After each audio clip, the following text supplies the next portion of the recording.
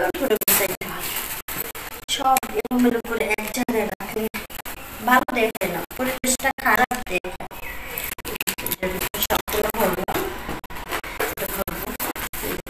গহনার বাক্স থাকবে, এই গহনার বাক্সটা থাকবে হচ্ছে আলমারির ভিতরে। এইখানে যেখানে সেখানে যদি গহনা রেখে দিই তাহলে এগুলো চুরি চুরি করে নিয়ে যাবে না, কারণ এত দামি দামি গহনা যদি এখানে থাকে চোরে তো অবশ্যই নেবে না। আচ্ছা, গহনা যখন আলমারিতে রাখবো তখন দেখবো। এখন বিছানাটা আপনাদেরকে দেখ। প্রতিদিন সকালে ঘুম থেকে ওঠার আগে বিছানাটা সুন্দর করে গুছিয়ে তারপরে নামতে হবে। কারণ সারা রাত যখন আমরা ঘুমিয়ে থাকি, ঘুমিয়ে থাকার সময় বিছানা এলোমেলো ওদিকে সব একবারে জড়ানো থাকে। আর যদি একা একা ঘুমানো যায় তাও তো পুরো বিছানা মনে হবে যে একটা ফুটবল খেলার মাঠ।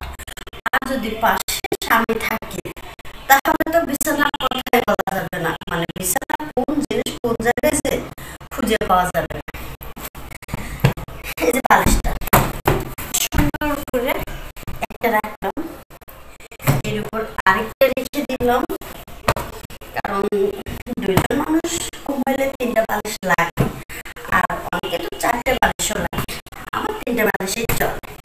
এই যে রেখে দিলাম, এখানে রাখলাম। এরপরে এই যে ঘুমানোর সময় হালকা যখন শীত পড়ে তখন হালকা কম্বল লাগে, কারণ এই হালকা কম্বল দিয়ে ফ্যানটা সারে কম্বলটা দিয়ে রাখলে তখন এতটা গরম লাগে না। এই যে রাখলাম। আর এটা বালিশটা সোফার বালিশ, সোফার উপর রাখতে হবে, একদিকে থাকি। এখন দেখেন এই পাশটা যখন আমি এভাবে সুন্দর করে গুছালাম, ভালো লাগছে না? এখন হচ্ছে বাকিটা চাদর। এই যে চাদরটা এলোমেলো হয়ে আছে, এই যে এলোমেলো হয়ে গেছে। এই যে সুন্দর করে এভাবে টান টান করে দিলাম, একবারে টান করা থাকলে ভালো লাগে। এই পাশটা কত সুন্দর দেখা যাচ্ছে না? এই যে অনেক সুন্দর লাগতেছে। এরপরে বাকি হচ্ছে এই যে এই কম্বলগুলো রয়েছে, এগুলো এভাবে যদি বিছানার মধ্যে ফালাই রাখি দেখতে বিশ্রী দেখা যায়। তাই এগুলা হচ্ছে আমি একটা করে এই যে বাস করবো। এখন আমি যেভাবে বিছানা গুছিয়ে রাখি আপনারা কিন্তু এভাবে করে বিছানা গোছাবেন। এভাবে বিছানা গুছিয়ে রাখলে দেখবেন বিছানাটা অনেক সুন্দর দেখা যায়। সবকিছু হচ্ছে সৌন্দর্যের উপর। ঘরের সব জিনিস যদি সুন্দর করে গোছানো থাকে ওই ঘরটা না দেখতে অনেক সুন্দর লাগে।